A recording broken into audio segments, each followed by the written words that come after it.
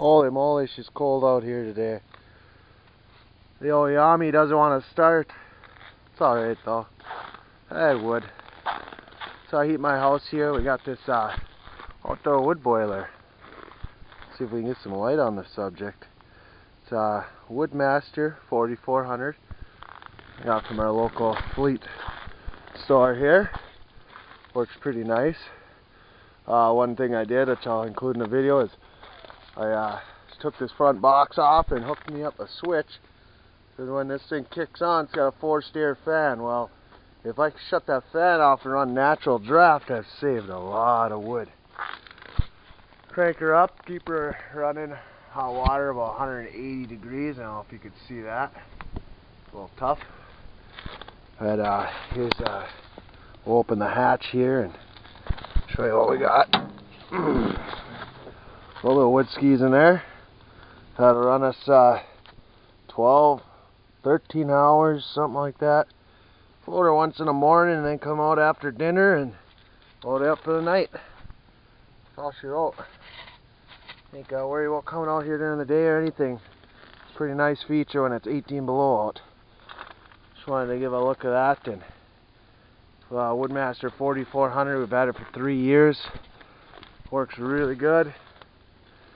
I would definitely recommend it to someone for heating their home.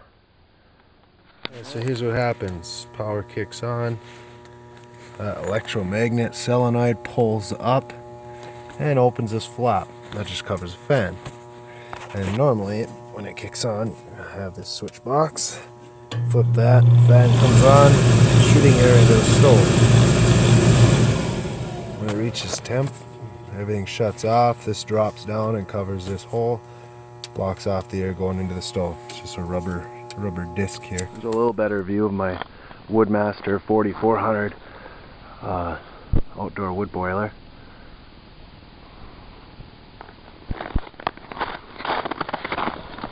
And it's kind of hard to see. I don't believe I have a light on me.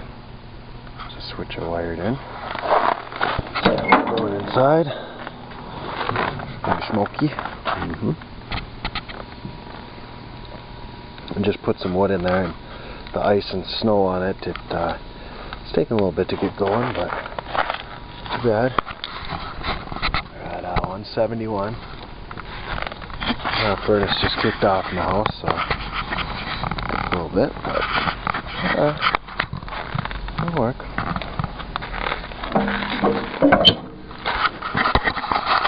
Around back, water lines. I suppose I can walk back there.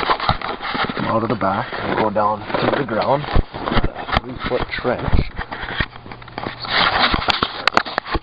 There, coming out of the bottom. I wish I had a light. So, here's my piping coming in from the stove. I have some conduit coming through the ground with my electrical wire running through it, going out to the stove. That runs all the way through the trench to the wood stove. As you see, I have a dirt basement. And then we have the insulated PEX line. We have the blue for the return and red for the hot coming in. The red one comes in here.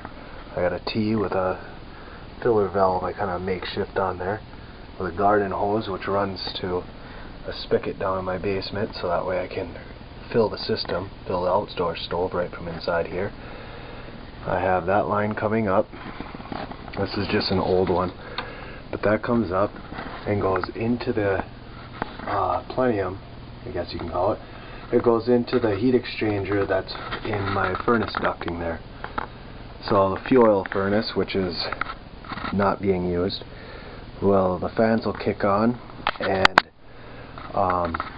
blow the air up through that and into the house through the ducting. Now, once it comes out of there, out of the exchanger, comes to this T, which I have a valve here that I adjust depending on the weather and whatnot. If I turn this valve all the way up, I can shut down, so after the water comes out of the heat exchanger, it is forced to go through the 3/4 inch PEX, which runs to baseboards along my main level, which I have tied from one to the next in a big loop. once the water goes through there, it'll come across the basement here through this line on the other side of this valve and back down the return back to the stove. Now the purpose of this valve, when it's, let's say, 32 degrees, which is freezing, or above, I'll shut this valve so all the heat goes through the other lines and through the baseboard heaters upstairs, which allows it to stay like 70-72 degrees at all times. The furnace will never kick on. But on colder days, when the furnace kicks on, it'll cool the air dramatically through there, and then as it comes out, it would go through all the baseboards and kind of cool more before returning to the stove. So by me having this valve open halfway, it's allowing it to not only not to pressurize in there, but allow some of the water to go back to the stove and just some to flow through the other lines, so not as much of it is being cooled as fast. And it seems to work really good that way. I'm getting 10 to 12 hours when it's 10 below and colder out of a stove burn, and if it's above that, then I can get up to 16 hours on one load of the stove. So that's my setup, the Woodmaster 4400 outdoor wood boiler.